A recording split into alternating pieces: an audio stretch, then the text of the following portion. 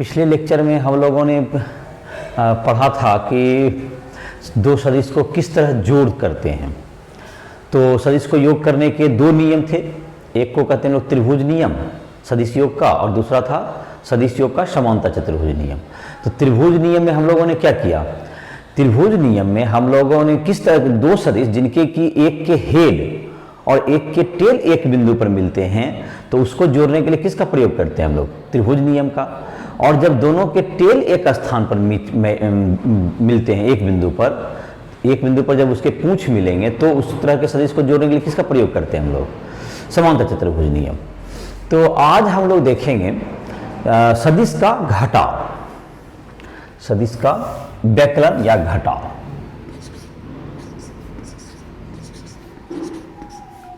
सदिश का घटाव, subtraction, SUBTRACTION, subtraction of vectors,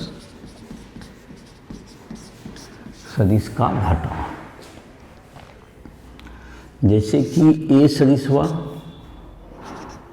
इसमें माइनस करना है बी सदिश को। देखो ग्राफिकली ही देख लेते हैं, ये तुम्हें समझ में आ जाएगा। ए में बी को माइनस करना है, तो इस बात का मतलब होता है ए माइनस बी। इसका अर्थ हुआ कि this is equivalent to A vector plus minus B vector. का क्या मतलब हुआ कि जस्ट उतना ही बड़ा वेक्टर, उतना ही लंबाई का बनाइए और उसकी डायरेक्शन को क्या कर दीजिए? पलट दीजिए। ए माइनस बी। अब इन दोनों को जोड़ना है, इन दोनों को क्या करना है? हमको ऐड करना है। तो इन दोनों को ऐड करने का जो नियम है उसका पालन करो।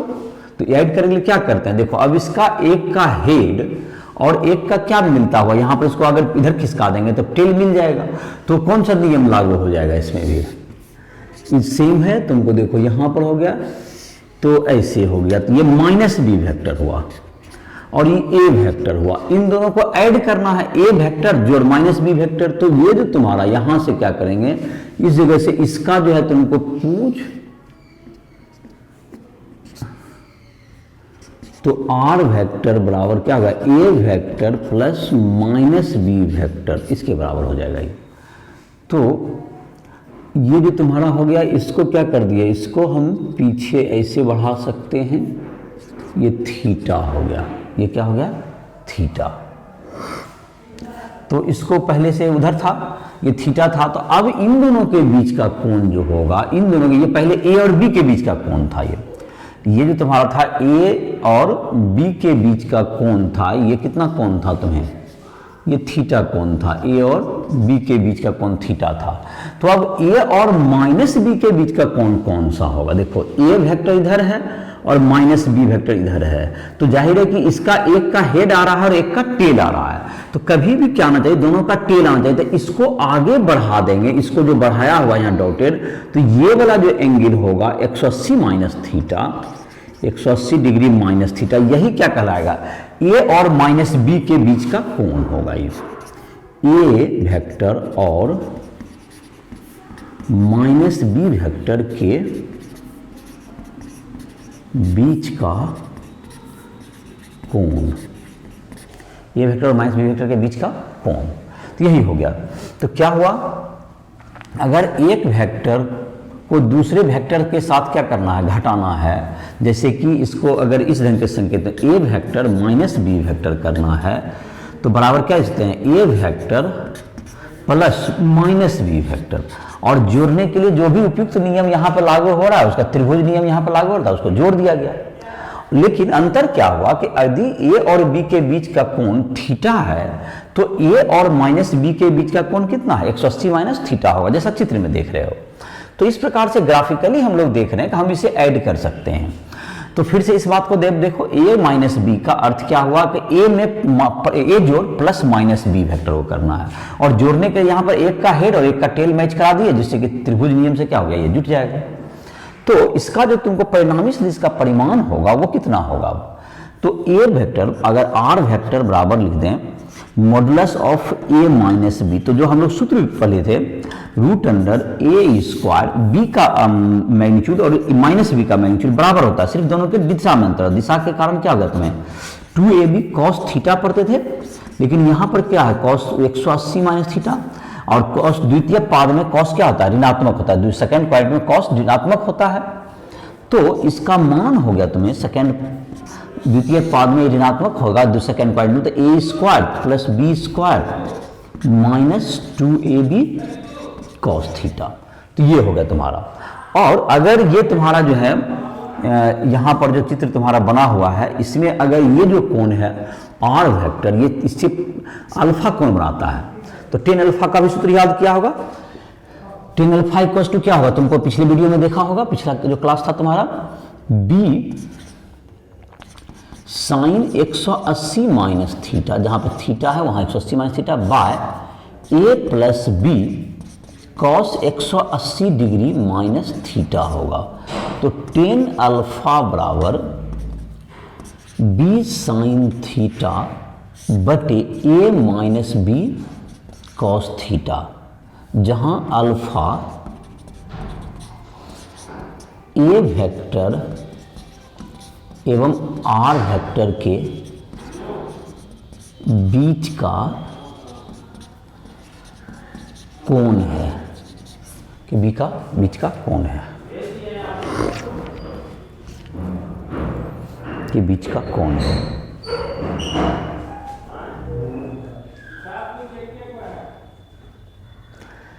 तो अल्फा टेन अल्फा का वैल्यू कितना होगा बी साइन थीटा बटे A minus B cos theta,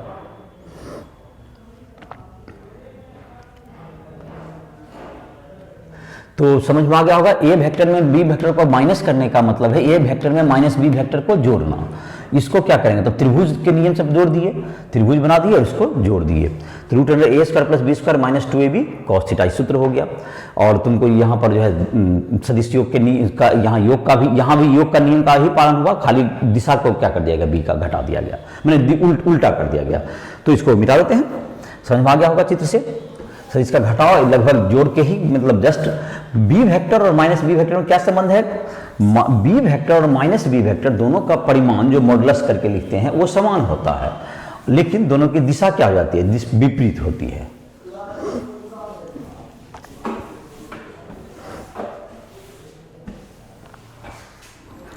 B vector का मॉडुलस और माइनस बी वेक्टर का मॉडुलस क्या होगा इक्वल होगा, लेकिन दोनों की दिशा एक में था ए और बी के बीच का कोण कितना था एक थीटा था, एक में 180 माइनस थीटा हो जाएगा। एक प्रश्न हम लोग बना लेते हैं, देखते हैं एक क्वेश्चन।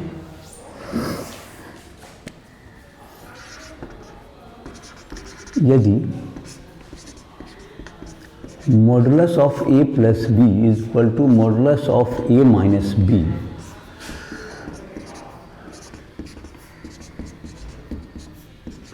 एवं बी के बीच का कोण ज्ञात करें,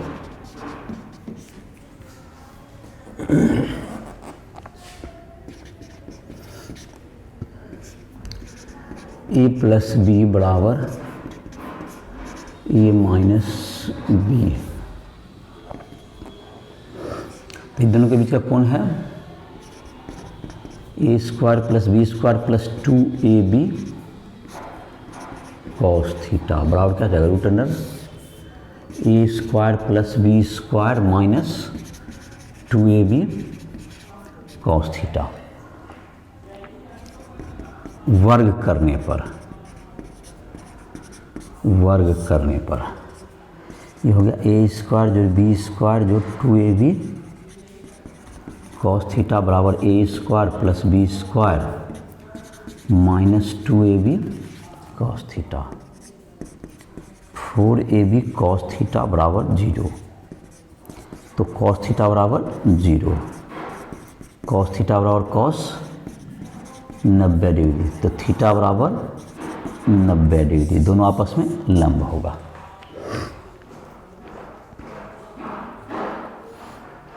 तो ये दोनों के बीच का कोण क्या हो गया तुमको 90 डिग्री हो गया। तो क्या किए, बहुत ही आसानी से दोनों का सूत्र लगा दिए, वर्ग कर दिए दोनों का सूत्र, ए स्क्वायर बी स्क्वायर कट गया, 4ab cos थीटा बराबर 0। तो ए बी तो 0 होगा नहीं परिमाण, तो ए और बी का परिमाण 0 नहीं है, क्योंकि ए नॉट इक्वल टू 0 और बी नॉट इक्वल टू, दो शून्येतर सदिशन, दोनों के बीच का कोण क्या हो गया 0 हो गया। तो इस प्रकार से क्या हो गया तुम्हें 90 डिग्री हो गया दोनों के बीच का कोण। cos थीटा 0 हो गया, थीटा का मान 90 डिग्री हो गया। तो इस तरह से दोनों के बीच का कोण निकल गया। इसको अगर चित्र से भी देखेंगे तो मैग्नीट्यूड बराबर करना था, तो ए जोड़ बी और ए जोड़ माइनस बी लंबवत रहेगा तभी बराबर होगा, विकर्ण का तुमको माना जाएगा।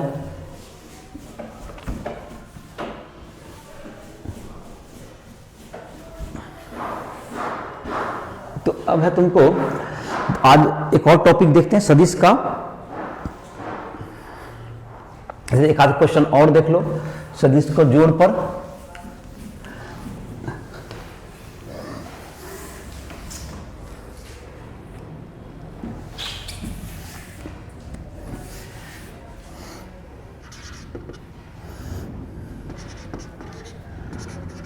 दो सदिशों के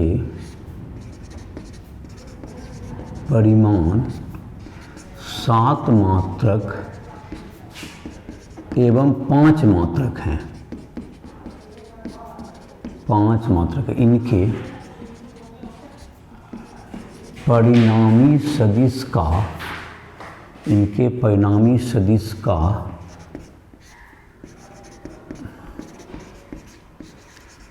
अधिकतम मतलब मैक्सिमम, अधिकतम का इंग्लिश हो गया मैक्सिमम, एवं न्यूनतम, न्यूनतम का इंग्लिश हो गया मिनिमम,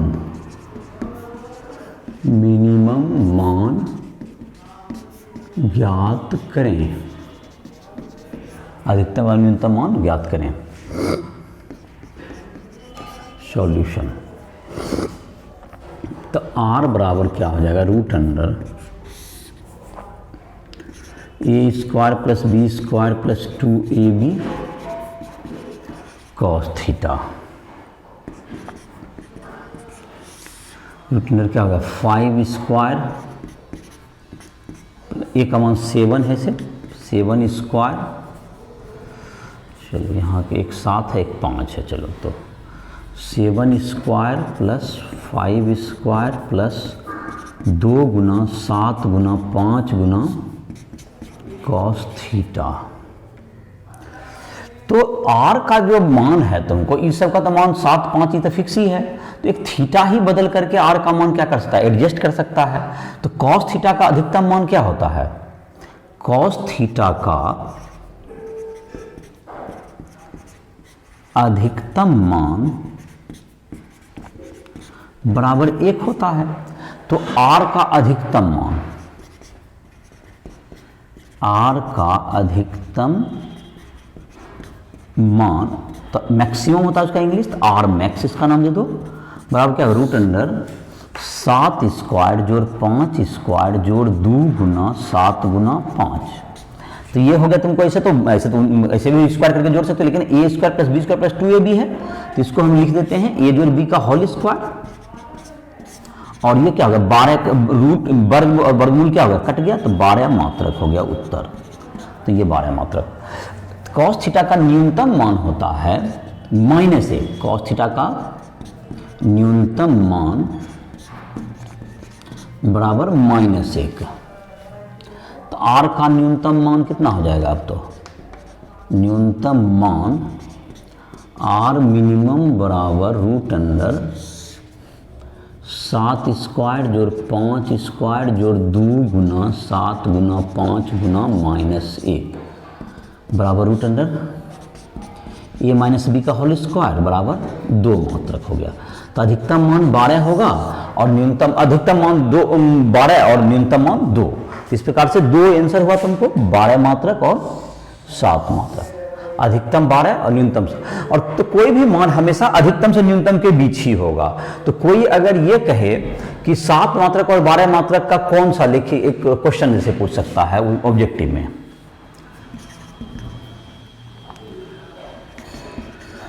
7 मात्रक और 5 मात्रक के सदिश का निम्नलिखित में कौन परिणामी सदिश नहीं है? कौन परिणामी सदिश नहीं हो सकता है? कौन परिणामी सदिश नहीं हो सकता है? तो इसमें 4 विकल्प हैं। ए में हो गया तुमको 4 मात्रक, बी में हो गया 14 मात्रक, सी में हो गया 10 मात्रक और डी में हो गया तुमको 2 मात्रक। तो अब देखो इसमें क्या क्या होता है। इसका जो कि अभी हमने निकाला इसी प्रश्न के आधार पर महत्तम मान इसका कितना है 12 और न्यूनतम 2 है। तो 2 और 12 के बीच में जो जो मान है वो सब हो सकता है। तो 2 और 12 के बीच में कौन कौन मान है जो कि सब हो सकता है? तो 3 मान तो देख रहे हैं कि 2 और 12 के बीच में ही आ रहा है। एक कौन नहीं है 2 और 12 के बीच में, जो कि 14 मात्रक है। तो इसका मतलब उत्तर कौन सही है इसका? ये 14 मात्रक नहीं हो सकता है। तो ये भी हो सकता है, ये भी हो सकता है, ये भी होता है, लेकिन ये क्या नहीं होगा? 14 मात्रक वाला क्या होगा? ये गलत होगा, मतलब कि 14 मात्रक नहीं होगा। तो आंसर कौन हुआ? इसका आंसर हो गया तुमको, आंसर इसका हो गया कि महत्तम मान कितना हो गया? परिणामी का महत्तम मान बराबर 12, परिणामी का न्यूनतम मान बराबर 2। तो 12 और 2 के बीच में जो होगा सब होगा, अतः 14 मात्रक नहीं हो सकता है। 14 मात्रक आंसर हो गया, 14 मात्रक नहीं होगा। कौन नहीं हो सकता है? तो नहीं ये होगा, और ये तीनों हो सकता है। अलग अलग कोण पर जब बढ़ते जाएंगे तो सभी परिणामी हो सकते हैं, उसमें कौन निकल जाएगा। तो इस प्रकार से इस तरह का क्वेश्चन समझ में आ गया होगा। अब बाकी जो क्वेश्चन वगैरह है उसके लिए तुमको राइस ट्यूटोरियल ऐप को प्ले स्टोर से डाउनलोड करो और उसमें तुमको क्या कर सकते हैं, उसके में तुमको जितने भी क्वेश्चंस वगैरह हैं उसको सॉल्व करने की कोशिश कर सकते हो। उसमें भी क्वेश्चंस मिल जाएंगे तुमको वहां पर। और जहां भी उसके लाइव क्लास या डाउट क्लास जो भी क्वेश्चन बनाने में दिक्कत होगा या नोट्स लिखना हो तो उस पर जाकर के नोट्स वगैरह भी लिख सकते हो, या लाइव क्लास में तुमको क्या कर सकते हो, उसका लाइव क्लास में जाकर के जो भी क्वेश्चंस पूछने हो वो प्रश्न भी पूछ सकते हो। जहाँ थ्योरी में भी समझ में नहीं आ रहा है वो भी पूछ सकते हो।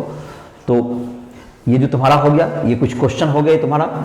कुछ क्वेश्चन मैंने यहाँ पे बता दिया, कुछ क्वेश्चन तुम जाकर अपने से प्रैक्टिस करो किसी भी बुक से, या तुमको ऐप पर भी क्वेश्चन मिल जाएंगे तो वहाँ आकर क्वेश्चन बना सकते हो।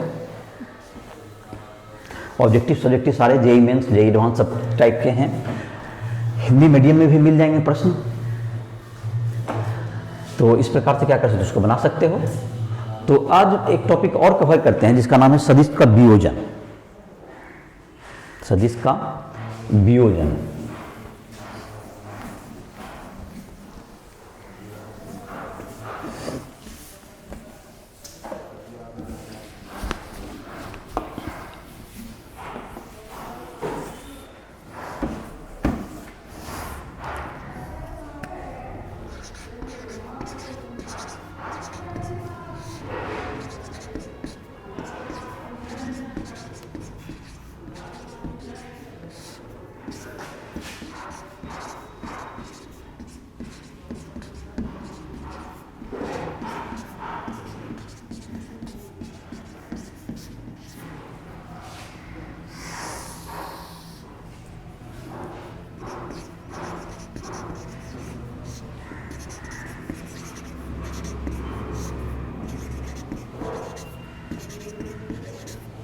किसी सदिश को दो लंबवत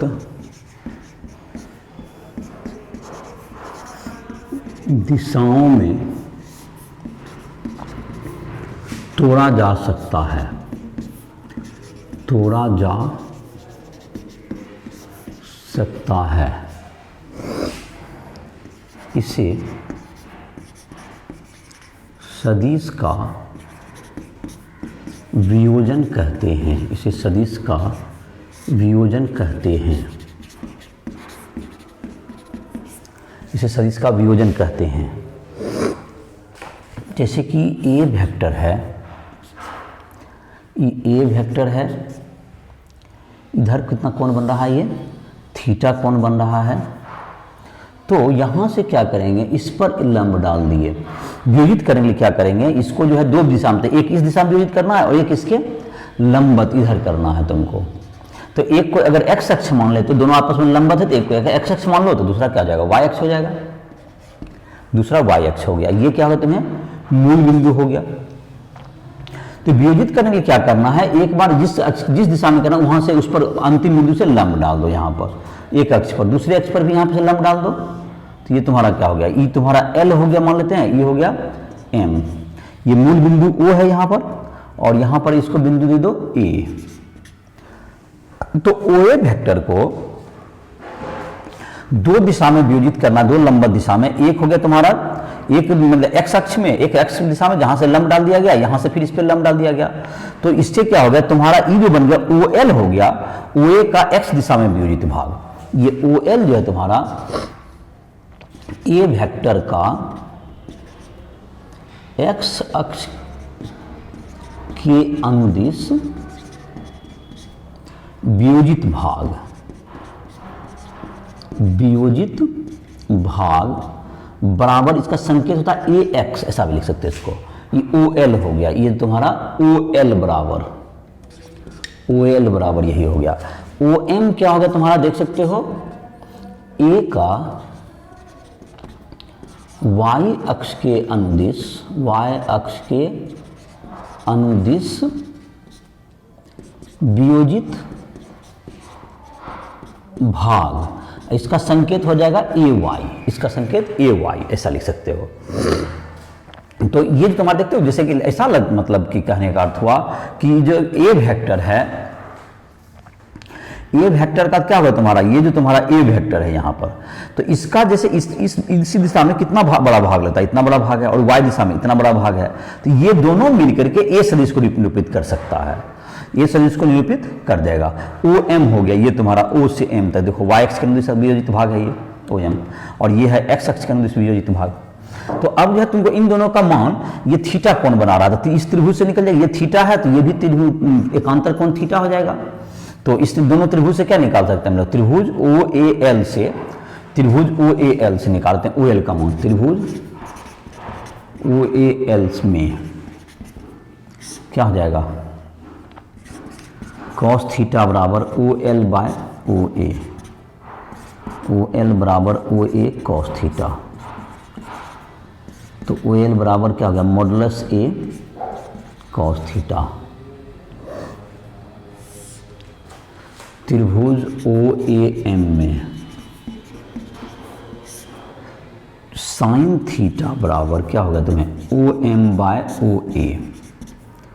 तो ओ एम बराबर क्या हो गया, ओ ए साइन थीटा। तो ओ एम बराबर क्या हो गया, मॉडुलस ए साइन थीटा। तो एक्स दिशा का जो वियोजित भाग है, जिसको हम लोग ए एक्स देख लो, इस त्रिभुज में देख लो, तो ओ ए एल में देखो कॉस थीटा लगा दिए, और ओ ए एम में sine theta, sine theta P by H B by H लगा दिए। तो ए एक्स जो है, एक्स का वियोजित भाग ए एक्स बराबर क्या हो गया, ए कॉस थीटा मॉडुलस ए परिमाण इंटू दोनों के बीच का जो कोण है उसका थीटा कर दो, और ओ ए वाई क्या हो गया तुम्हें, मॉडुलस ए इंटू साइन थीटा। ये वियोजित भाग हो गया एक्स और वाई दिशा का। तो ये तुम्हारा रिजल्ट हो गया इसका। तो इन सदिश को कंप्लीटली ये दोनों मिलकर रिप्रेजेंट कर सकता है, ये भाग और ओ एम, मतलब ओ ए को हम लिख सकते हैं O L I plus O plus यहाँ पर एल एम जे या ओ एम जे। जैसे तुम्हारा ये भी हुआ, जैसे दोनों समांतर चतुर्भुज टाइप से हो गए, तो आयत है तो समांतर चतुर्भुज तो है ही ये, तो ओ एल जो कि क्या होगा, इसका परिणामी है ना, तो हम लोग क्या लिख सकते हैं, O L I plus O M J, या चूंकि ये तो पैरेलल है तो या इसको लिखोगे तो फिर इसको लिख दो। तो इसको लिख सकते हैं हम लोग कौन चीज, ओ ए वेक्टर बराबर O L vector plus L A vector. L A और ओ एम क्या है तुमको बराबर है, तो ओ ए वेक्टर बराबर O L vector plus O M vector. और ये तुम्हारा क्या हो गया, ओ ए जो तुम्हारा हो गया, इसका तो वैल्यू आ गया तुमको, ओ एल का वैल्यू आ गया जो कि A X I plus A Y J, ऐसा लिख सकते हो, X component A Y component. तो ए वेक्टर बराबर क्या हो गया, एक्स का वैल्यू कितना हो गया था, मॉडुलस ए कॉस थीटा आई प्लस मॉडुलस ए साइन थीटा जे। इन सब रूप में इसको क्या कर सकते हैं, लिख सकते हैं। ये दोनों को कंप्लीटली रिप्रेजेंट कर सकता है। ए को ये दोनों वियोजित भाग के आधार पर क्या कर सकते हैं, ए को हम लोग लिख सकते हैं। तो इस प्रकार से तुम समझ गए हो कि इसको लिखने का एक तरीका हो गया। अब जैसे कि कोई कहेगा कि ये इसी प्रकार का दे दिया, उसका परिमाण और दिशा पूछ देगा, तो इसका क्या कर सकते हैं, अगर ये दोनों OL और OM हमको दिया, किसी ने हमको OL OM दिया, तो उसको स्क्वायर करके क्या कर देंगे, उसका विकर्ण निकालना, ये परिणामी निकालने का मतलब ये और ये दे दिया। तो जैसे 3 दे दिया, 3i प्लस 4j। तो अब इसका मान निकालने के लिए बोल रहा है, तो ये तो 3 इधर है 4 इधर है, तो ऑटोमेटिक है रूट अंडर 3 स्क्वायर 4 स्क्वायर इसका मान।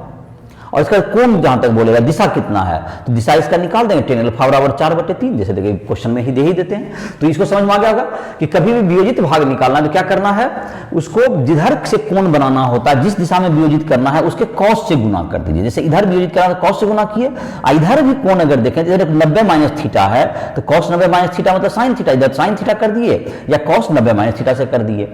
तो या तो जिधर एक तरफ जो कोण होगा इधर कॉस से वियोजित किए, एक तरफ साइन से कर दीजिए। जैसे कि इसको कुछ उदाहरण से देखते हैं, इसको नोट कर लो।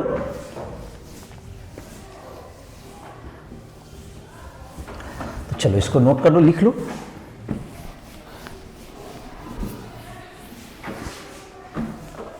अब है कुछ एक आध क्वेश्चन देते हैं, देखो।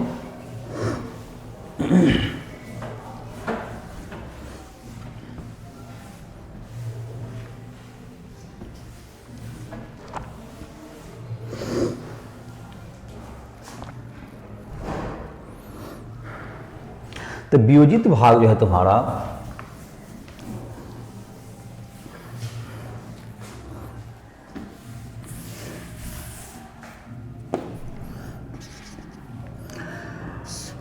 जैसे कि है ये 5 इकाई है, 5 मात्रक है, और इधर से 30 डिग्री कोण बना रहा है,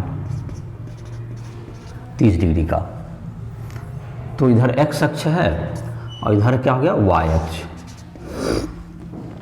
इसको कुछ मान दे दो, इधर x एवं y अवयव बताएं, इसका x कंपोनेंट और क्या बताना है y कंपोनेंट। इस वेक्टर को कुछ नाम दे दो r वेक्टर। चलिए इसका नाम क्या हो गया r वेक्टर। तो r वेक्टर का x कंपोनेंट, तो r का x अवयव, x अवयव कितना हो गया, ये जितना इसका परिमाण है that is modulus r into cos, जितना एंगल बना रहा है, कितना एंगल बना रहा है, इधर से बना रहा है 30 डिग्री का, कॉस 30 डिग्री, ये 30 डिग्री कौन है 30 डिग्री हो गया। तो ये 5 मात्रक हो गया, 5 मात्रक गुना कॉस 30 का मान √3/2, तो 5√3/2 मात्रक हो गया इधर x अवयव। y अवयव, r का y अवयव जो उधर की ओर लंबवत में है, तो उसका वैल्यू कितना हो गया, या तो cos 90 माइनस थीटा लिखें या साइन थीटा लिखें, बराबर 5 मात्रक गुना साइन 30 डिग्री। तो 5 मात्रक गुना 1/2 बराबर 2.5 मात्रक। ये दोनों हो गया तुम्हारा 2.5 मात्रक और 5√3/2 मात्रक हो गया। तो ये हो गया तुम्हारा 5 मात्रक और 5√3/2 मात्रक। तो यही हो गया तुम्हारा इसका मान। तो चलो, तो ये हो गया तुम्हारा। अब इसको मिटा दें तो मात्रक निकालने के लिए अब क्या होता है, जैसे कि देखो इसमें जैसे कि अगर इधर है तुमको अगर मान लेते हैं, तो इसका जैसे कि है x और y इस दिशा में होगा, तो x और y मान लेते हैं इस दिशा में है, और ये कोण मान लेते हैं कि तुमको 30 डिग्री ही है। तो इसका देखो क्या हो रहा है तुम्हारा, यहाँ से जो जब भी वियोजित करना है तो इससे तुमको इस पर लंब डालोगे, तो ये देखो ऋणात्मक में जा रहा है और ये भी क्या जा रहा है ऋणात्मक में जा रहा है।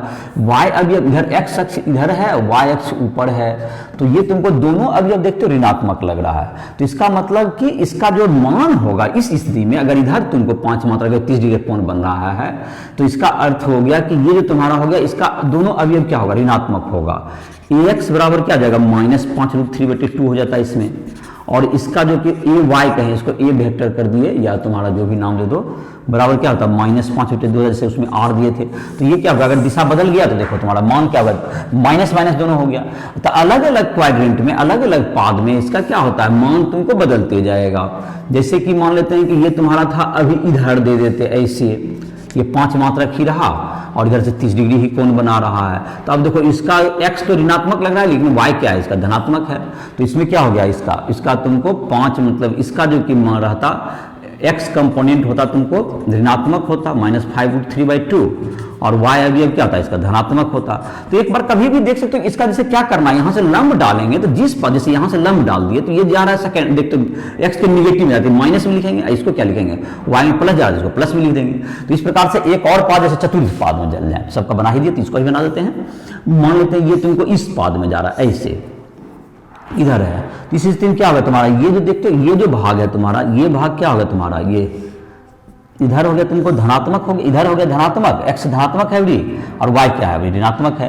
तो ax क्या हो जाएगा 5√3/2 और ay हो गया -5/2। ये है 5 मात्रक का है और ये एंगल है 30 डिग्री।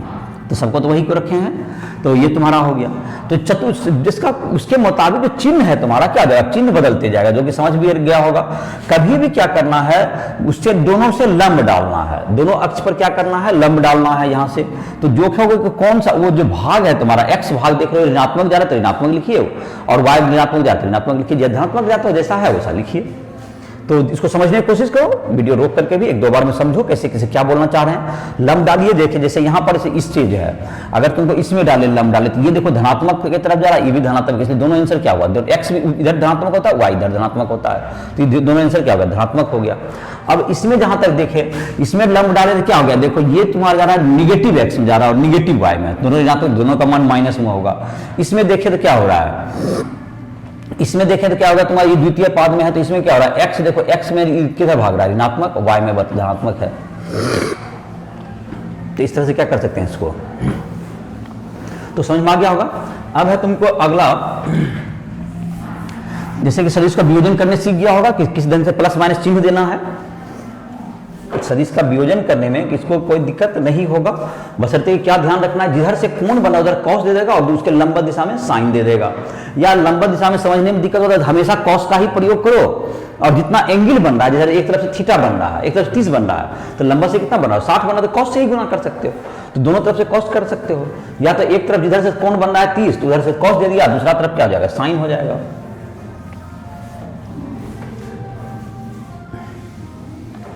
तो सदिश का वियोजन करने में सीख गया होगा। इसका एक उल्टा क्वेश्चन देख लेते हैं।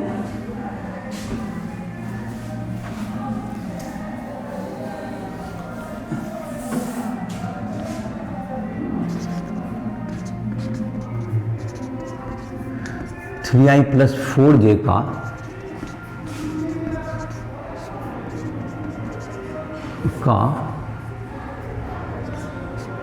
परिणामी का परिमाण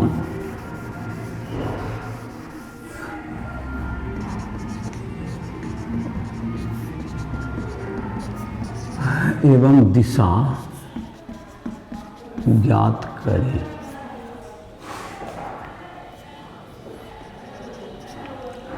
तो मान लेते हैं इसको r बराबर 3i प्लस 4j। देखो अब इसको चित्र बना लेते हैं। जैसे देखो x की तरफ 3 जाना है और y की तरफ 4 जाना है, तो x की तरफ ये 3 हो गया, y की तरफ 4 हो गया। यहाँ मान लेते हैं ये 4 इकाई। तो ये जो तुम्हारा होगा इन दोनों को किस नियम से समांतर चतुर्भुज बना दो इसको, ऐसे x की तरफ 3 और 4, तो ये समांतर चतुर्भुज बन गया। तुमको इसके समांतर बराबर खींच दिए, इसके समांतर बराबर, ये तो 90 डिग्री हो गया। तो ये जो तुम्हारा होगा यही इसका परिणामी सदिश होता है समांतर चतुर्भुज नियम से। ये 3i हो गया, 3 इधर है इधर 4 है, 3 और 4 हो गया तुम्हारा ये, तो यही परिणामी सदिश है। तो ये भुजा 4 है तो ये भी क्या होगा 4 हो गया। इसका जो है x अक्ष से कितना कोण बना रहा है, ये अल्फा मान लेते हैं अगर, तो परिणामी कितना होगा तुमको, इसका जो मॉडुलस कहेंगे इसको मॉडुलस r कहते हैं। ये तुम्हारा होगा यही इसका परिणामी है क्या r वेक्टर। देखो r वेक्टर का 2 पार्ट में डिवाइड होता है, एक x की तरफ 3 था, y की तरफ 4 था, यही वेक्टर हो गया तुम्हारा। तो ये जो इसका परिणामी क्या होगा यही पूछ रहा है। तो यहाँ पर क्या हो जाएगा तुमको, तो परिणामी निकालने के लिए क्या करेंगे, तो मॉडुलस बराबर √3 का स्क्वायर जोड़ 4, x वाला का स्क्वायर जोड़ y वाला का स्क्वायर बराबर 5 मात्रक हो गया। अब जहाँ तक कोण की बात है, तो ये जो x अक्ष से कितना कोण बनाता है, x अक्ष से अगर अल्फा कोण बना रहा था, tan अल्फा बराबर क्या होगा तुम्हारा 4/3, तो अल्फा बराबर tan इनवर्स 4/3 x अक्ष से बनाया गया कोण, x अक्ष से बनाया गया कोण, एक्स अक्ष से बनाया गया कोण अल्फा हो गया, तुम्हें एक्स अक्ष से बनाया गया कोण अल्फा हो गया इसका मान। तो इसका मॉडुलस हो गया 5 इकाई और ये हो गया कोण कितना बना 53 डिग्री। ये अल्फा का मान इससे 53 डिग्री हो जाता है। tan इनवर्स 4/3 का दूसरा मान होता है तुम्हारा कितना 53 डिग्री, याद भी रख सकते हैं, एस बुक वगैरह में तो सब जगह प्रयोग किया हुआ है। तो अल्फा बराबर ये कितना हो गया तुम्हारा 53 डिग्री कहते हैं इसको। tan इनवर्स 4/3 का मान याद है, tan अल्फा 4/3 तो अल्फा का मान 53 डिग्री, अल्फा बराबर 53 डिग्री भी लिख सकते हो। तो एक्स एक्सिस 50 डिग्री का कोण बना रहा है इसके परिणामी। तो क्या समझा इसमें कि जब कोई भी चीज का एक्स और वाई अवयव दिया हुआ है तो रूट अंडर स्क्वायर करके root under A square plus B square करके उसको जोड़ दो, उसका परिणामी निकल जाएगा, परिमाण निकल जाएगा और दिशा के लिए क्या कर दो उसका एक्स अक्ष से वाई बटे एक्स हो गया तुम्हारा। तो इस तरह से अवयव घटक जब दिया हुआ है तो इसको परिणामी सदिश को भी निकाल सकते हैं। तो आज तुमको इस लेक्चर में तुमको सदिश का वियोजन इस समझ में आ गया होगा।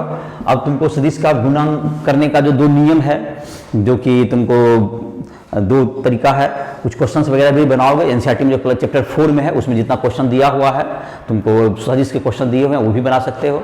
और क्वेश्चन अगर तुमको और भी किसी बुक से बना सकते हो, जो भी पूछना हो राष्ट्रीय लैब से पूछ सकते हो, वहाँ क्वेश्चन भी जा करके बना सकते हो। इसी के साथ इस लेक्चर को समाप्त कर रहे हैं।